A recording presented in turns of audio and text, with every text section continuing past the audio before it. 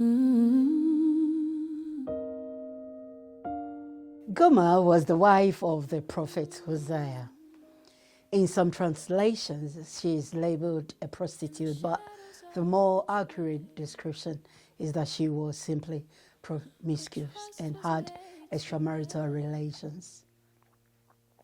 Gomer and Hosea's relationship in ancient Israelite marriage shows how women were ostracized for extramarital sex, while such behavior was tolerated, if not encouraged, in men, paralleling the relationship between Israel and God.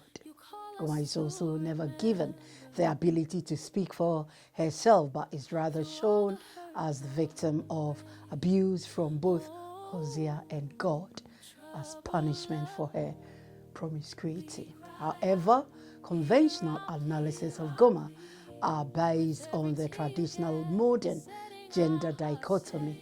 Therefore, interpreting Gomer's narrative with a familial lens can also be elucidated.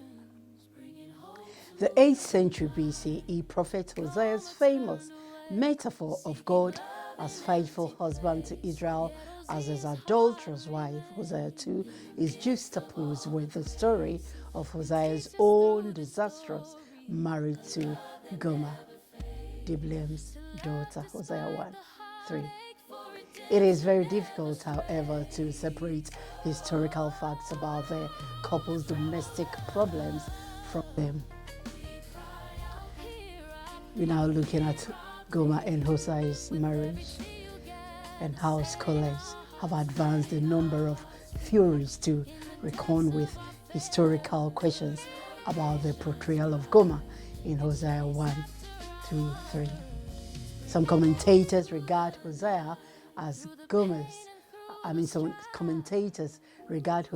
Gomer's marriage as an allegory, not meant to be taken literally.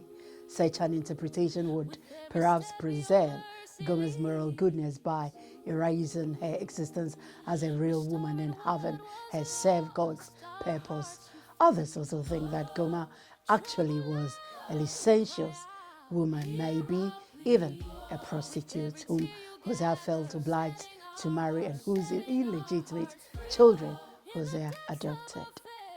A mediating position interprets the command to marry the immoral Gomer proleptically, that is, after the fact. Gomer was chaste at the time of marriage, but subsequently became unfaithful to Hosea as an adulteress, a common harlot, or maybe a temple prostitute. Some also tried to vindicate Gomer's reputation by insisting that she should not be equated with the woman in Hosea 3, who they assume is another wife whom Hosea was commanded to marry and whose promiscuity is unfairly laid upon Gomer.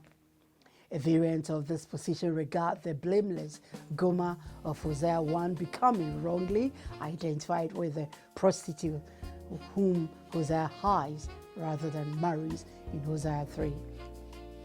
In order to preserve the sanctity of marriage, still other interpreters argue that Hosea did not actually marry Gomer. The verb take in verse 1-2 could mean marry a wife or take a woman sexually. Following latter sense, Hosea was commanded to have sex with two unchaste women, Gomer and the unnamed woman in Hosea 3. His symbolic actions are not meant to parallel the marriage between God and Israel, Hosea 2. But most commentators today understand the unnamed woman in Hosea 3 to be Gomer of Hosea 1. The standard opinion that Gomer was a prostitute is based on misleading translations of Eshet Zenunim in chapter 1, verse 2, which have Hosea marrying a wife of whoredom, a wife of harlotry, RSV, a harlot's wife, NAB, or simply a whore, NJB. However, Gomer is never labeled a zona the technical term for a prostitute, nor is Gomer called a Kedisha, literally a holy one, wrongly translated as temple prostitute or cult prostitute to describe the daughters of Israel in 4:14. Kedisha refers to a woman serving in a cult.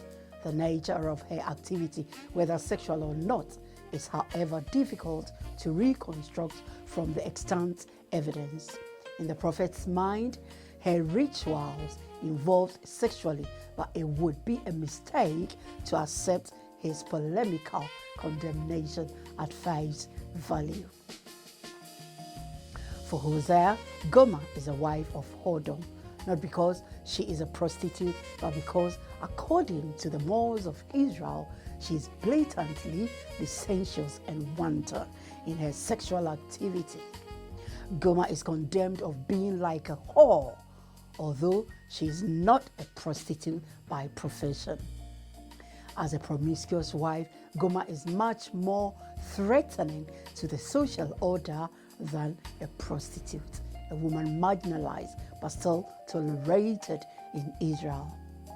An adulterous woman could never be permitted in a patrilineal society based on the principle of male descent and inheritance through legitimate sons.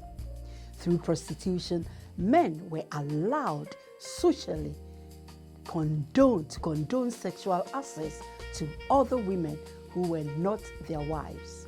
Women, on the contrary, were never permitted no other men besides their husbands. Because of this unequal sexual access to other partners, which itself is based on other gendered asymmetries, ancient marriage became a powerful metaphor delineating the exclusive boundaries of God's covenant with Israel and Israel's infidelity to that covenant by worshipping other gods.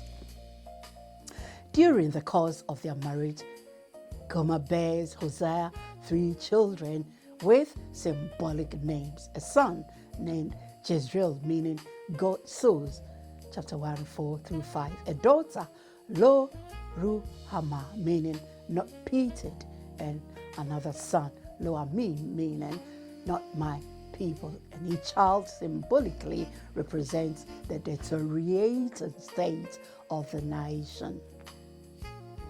God's action against Gomer. The story of God's marriage to Israel interrupts that of Hosea's marriage to Gomer and becomes a paradigm for Hosea's treatment of Gomer in Hosea 3.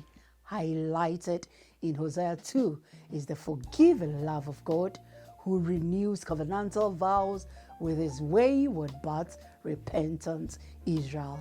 However, the metaphorical vehicle describing God's punishment of his wife to make her repent become dangerously similar to the acts of domestic violence. God is husband who will strip her naked, make her like the wilderness, kill her with thirst, isolate her, refuse to provide for her well-being, humiliate her before her lovers, and so forth and so forth. Like God, the husband, Hosea is also commanded to love the adulterous wife, Hosea 3:1, whom he was bidden to marry, Hosea 1:2-3. As God does for Israel, Hosea restores provision for Gomer's livelihood that he had withdrawn: silver for clothes, barley for food, and wine for drink. Just as God isolates Israel from her lovers, so does Hosea segregate Gomer from her paramours and even refrains sexual intercourse with her himself. So whereas Hosea 2 clearly describes the physical and emotional violence God inflicts upon his wife to punish her, Hosea 3 is selective in portraying the prophet's chastisement of Gomer. No description of Hosea stripping and humiliating her, no reports of his withholding her food and clothing, and no account of his physical mistreatment of her. Yet, if Hosea models God to the fullest extent, these acts of love are certainly implied in Hosea 3. But what a man views as love, a woman experiences as abuse. The text's silence about these acts of love coincides with the reality that most cases of wife battering are private, not public matters. Significance of Gomer's portrayal. It is tragic that Gomer is silent in Hosea 1 and 3. She is basically remembered as Hosea's unfaithful wife, yet one wonders about her account of domestic life with her famous prophetic spouse who had immortalized their marriage as a significant but problematic metaphor of covenantal love.